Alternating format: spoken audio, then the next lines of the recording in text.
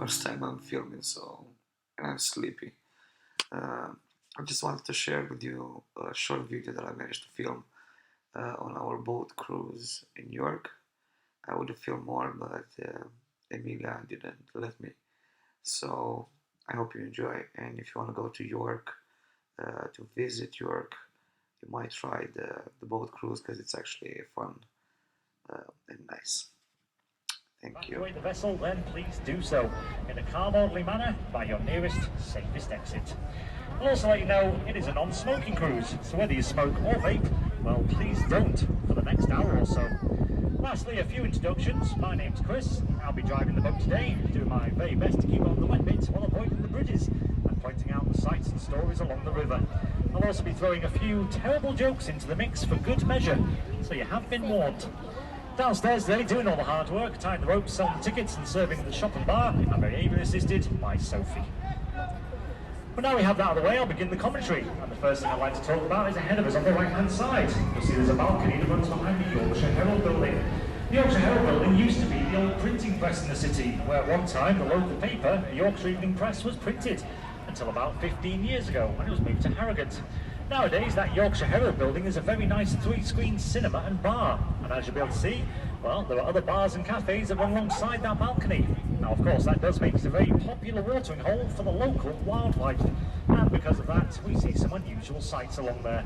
To be honest with you, ladies and gentlemen, on most evenings, it's not too rare to see more than one full moon along that balcony, although probably the less said about that, the better.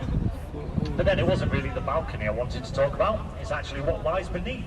So as we go along here, if you look down to our right hand side, you'll notice there's doorways and archways cut into the wall. Well, these are actually alleyways that run up from the river to Coney Street behind, as this used to be part of the old port district of York. Once known as St. Peter's Wharf, there was wooden jetties all the way along here, with boats laden with cargo to be taken up to the market streets above.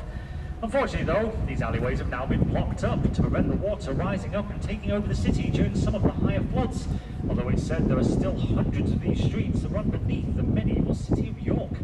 In fact, if you look at Lendal Bridge just ahead of us there, on the right hand side you can see there's a tower with a flag on top.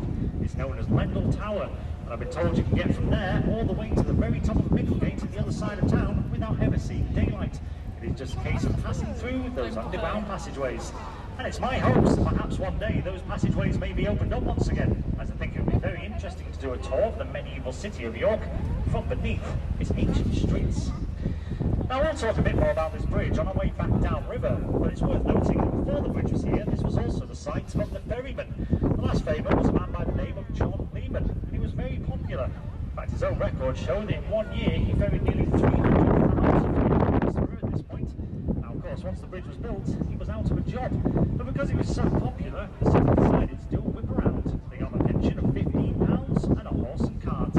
Although he quickly sold that horse and cart for £25, so that gave him a full pension of £40. It's not too bad, really. It's probably more than I could expect when I do eventually go my sextant.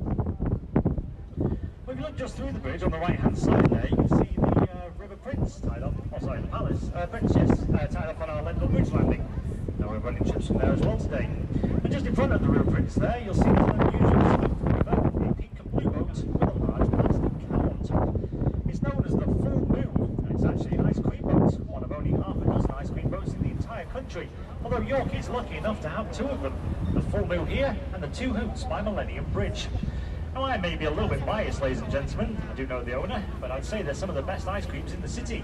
Locally sourced dairy ice cream, none of that Mr. Whippy rubbish, so if you get a chance to try them, I'd recommend it. But don't take my word for it, see for yourself, I don't think you'll be disappointed.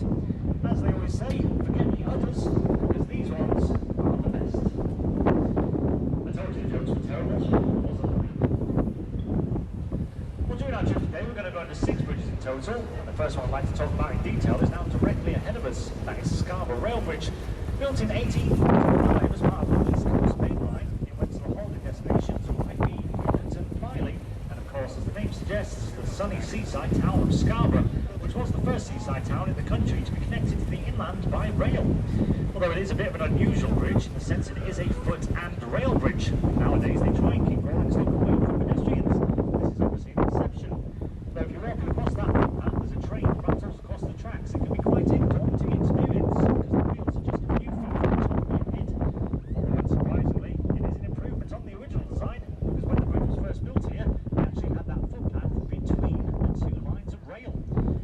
it seemed that even the Victorian health and safety authorities thought that might be a bit of an issue. They did eventually redesign the bridge and lowered the footpath by about 4 feet before placing it on the outside.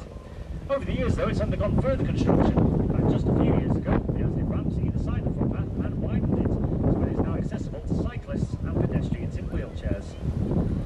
The bridge was originally designed and built by Robert Stephenson. He was the son of George Stephenson, the man behind the Stephenson's rocket, as well as the first ever passenger carrying train in the world. That's obviously quite the pedigree to live up to, and it probably explains why his son went into building bridges rather than trains themselves. Although considering his work still stood here over 150 years later, I think he probably made the right decision.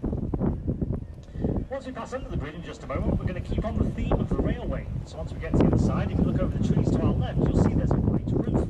The roof of the National Railway Museum, the large museum of its kind in the world.